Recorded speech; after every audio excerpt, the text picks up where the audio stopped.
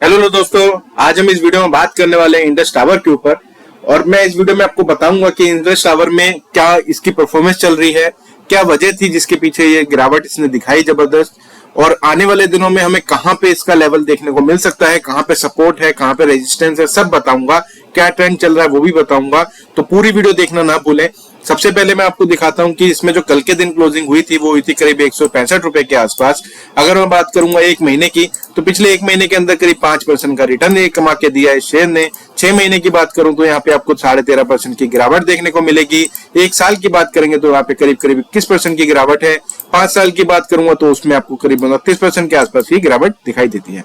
अब अगर मैं बात करता हूँ न्यूज की, तो देखेंगे तो आप यहाँ पे दिखाई देगा कि इंडस टावर ने बैड डेट प्रोविजन यहाँ पे लिया था, जो कि वोडाफोन के जो ड्यूज थे 5400 करोड़ का, उसके अगेंस्ट में।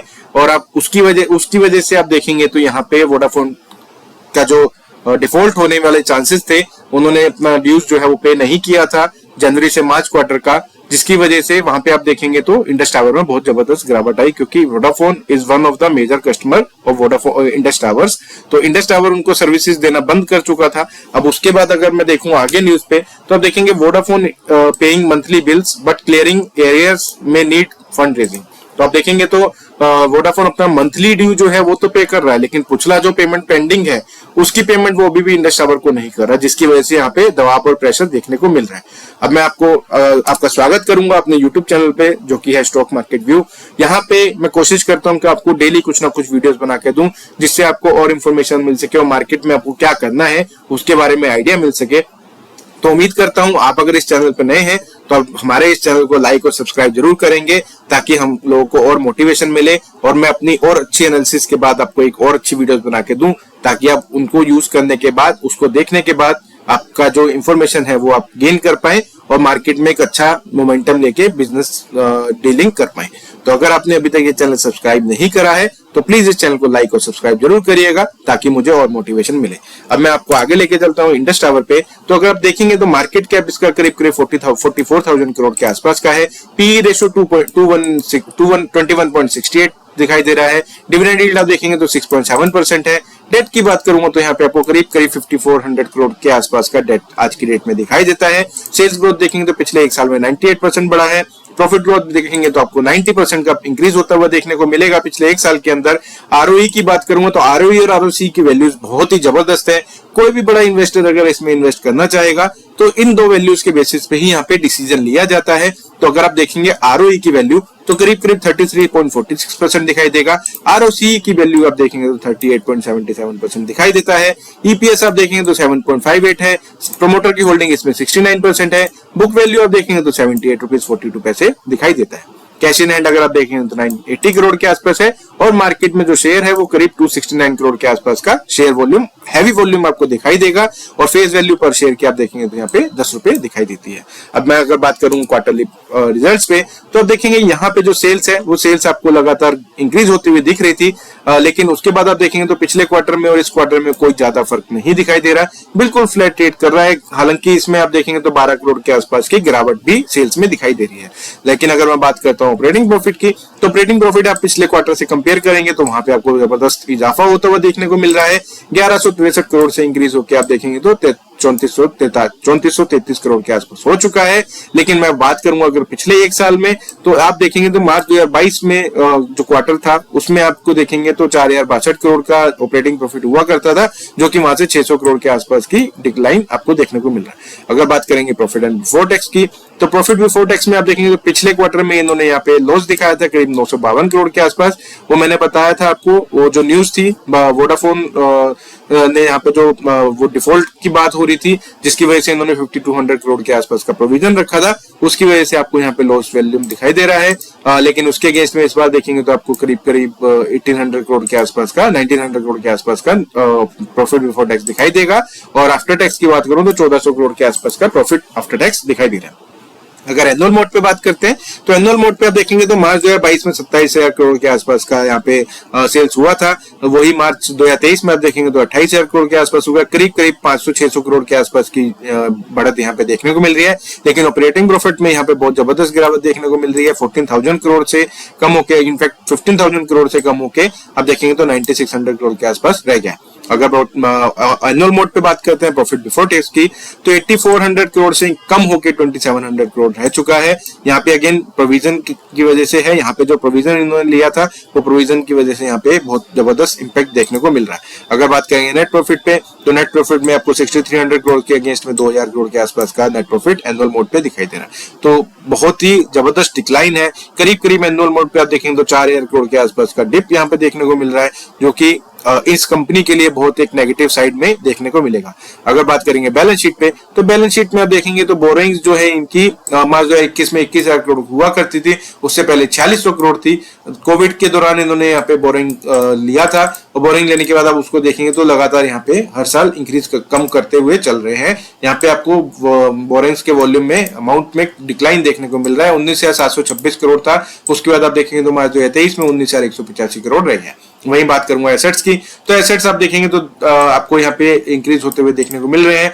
10,000 करोड़ से इंक्रीज होकर 13,834 करोड़ के आसपास हो चुका है। अब कैश फ्लोज की बात करते हैं, तो कैश फ्लो आप देखेंगे तो पिछले साल यहाँ पे पॉजिटिव था करीब 966 करोड़ के आसपास। वहीं आप देखेंगे तो मार्च 2023 में ये नेगेटिव हो गया है करीब 958 करोड़ के आसपास। शेयर होल्डिंग पैटर्न की बात करूंगा तो 55.51% से होल्डिंग इंक्रीज होकर आप देखेंगे तो प्रमोटर की यहाँ पे 70% के आसपास हो चुकी, 69% के आसपास हो चुकी है। अगर बात करेंगे एफआई की, तो एफआई का इंटरेस्ट यहाँ पे शेयर के अंदर कम होता हुआ दिखाई दे रहा है। आप देखेंगे तो 40.61% से कम होकर यहाँ पे आपको 26.62% होती हुई देखने को मिली है। वहीं डीआई की बात करूं तो डीआई का इंटरेस्ट भी यहाँ पे कम होता हुआ देखने को मिल रहा है। 4.89% से अपनी होल्डिंग कम करके 2.47 इन्होंने कर ली है। अब अगर पब्लिक की बात करते हैं तो पब्लिक का इंटरेस्ट यहाँ पे थोड़ा सा इंक्रीज होता हुआ दिख रहा है, 0.98% से इंक्रीज होकर 1.89% यहाँ पे होल्डिंग हो चुकी है। तो यहाँ पे अगर आप देखेंगे तो ओवरऑल एफआई और डीआई इसमें से निकल रहे हैं, पब्लिक की होल्डिंग इंक्रीज हो रही है। लेकिन जो पॉजिटिव साइड है इंडस बैंक का, इंडस टावर्स का जो पॉजिटिव साइड की अगर बात करूं तो आप देखेंगे तो प्रमोटर ने यहाँ पे अपनी होल्डिंग बहुत जबरदस्त इंक्रीज कर ली है, और यहाँ पे आप देखेंगे तो 53% से इंक्रीज होकर 69% हो चुका है। इसका मतलब ये दिखाता है कि प्रमोटर्स को आज भी अपनी कंपनी के ऊपर पूरा भरोसा है, और जिसकी वजह से अपनी वो होल्डिंग इंक्रीज करते चले जा रहे हैं। अब अगर मैं आपको आगे लेके चलता हूँ इसके चार्ट के ऊपर, तो आप देखेंगे यहाँ पे मैंने एक नीचे की तरफ बेस लाइन ड्रॉ कर रखी है, जो कि एक सपोर्ट की तरह काम कर रही है, और ऊपर से एक ट्रेंड लाइन आपको नीचे की तरफ डिक्लाइन होती हुई देखने को मिल रही है, जो कि इसका रेजिस्टेंस पॉइंट आपको दिखाता है। तो अगर मैं बात करूं इस पॉइंट के आसपास ये गया था, जो कि था 480 रुपए के आसपास। वहां पे जाने के बाद इसने यहाँ पे डिक्लाइन दिखाना शुरू करा।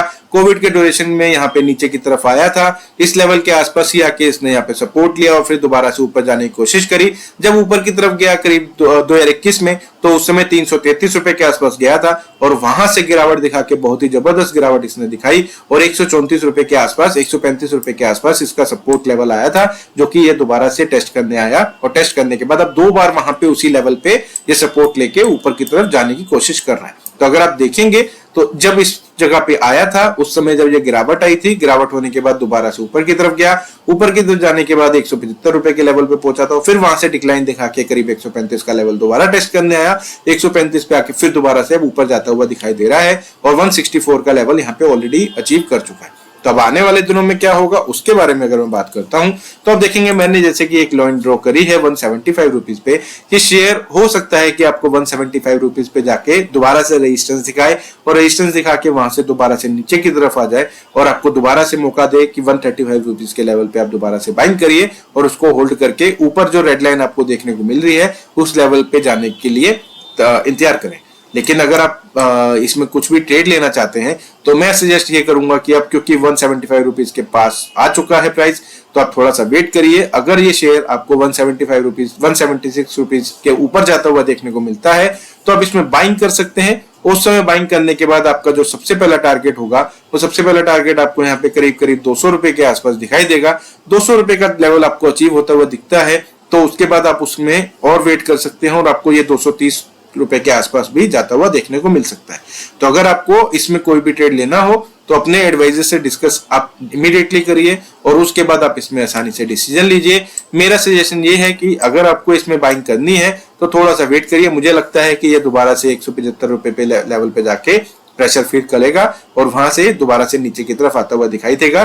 तो आप अगर बाइंग करना चाहते हो 175 रुपए के आसपास बाइंग, 170 175 के आसपास बाइंग ना करके थोड़ा सा अगर वेट करते हैं, और ये आपको दोबारा से 130 135 140 का लेवल दिखाता है, तो वहां पे आप बाइंग करिए। आप का, क्योंकि अगर मैं बात करता हूँ 175 रुपए के आसपास अगर आपको बाइंग करना है तो मैं ये सजेस्ट करूंगा कि आप 176 रुपए को क्रॉस होने दीजिए, उसके बाद आप बाइंग करिए ताकि आपको एक अच्छा लेवल अचीव होता हुआ दिखाई दे। तो 5 रुपए का वेट करने के लिए मैं बोल रहा हूँ, 5 से 10 रुपए के लिए आपको वेट करना है। 10 रुपए अगर ये इंक्रीज होता है 175 पे जाके अगर ये रेजिस्टेंस फेस करता है तो आप वेट करिए, दोबारा से ये नीचे 135 के आसपास आएगा, तब आप इसमें बाइंग करके डेफिनेटली होल्ड कर सकते हैं। तो आपको मेरी वीडियो, मेरी इंफॉर्मेशन अच्छी लगी हो तो प्लीज इस चैनल को लाइक और सब्सक्राइब जरूर करिएगा। साथ ही आप मुझे कमेंट करके बता सकते हैं कि इस शेयर के अंदर अगर आपके पास होल्डिंग है तो आपने किस प्राइस पे होल्ड किया था और कितना टाइम आपको हो चुका है, ताकि मैं आपको और अच्छा सजेशन दे पाऊं। फिलहाल आज की वीडियो में इतना ही, मिलते हैं अगली वीडियो में। Thank you so much.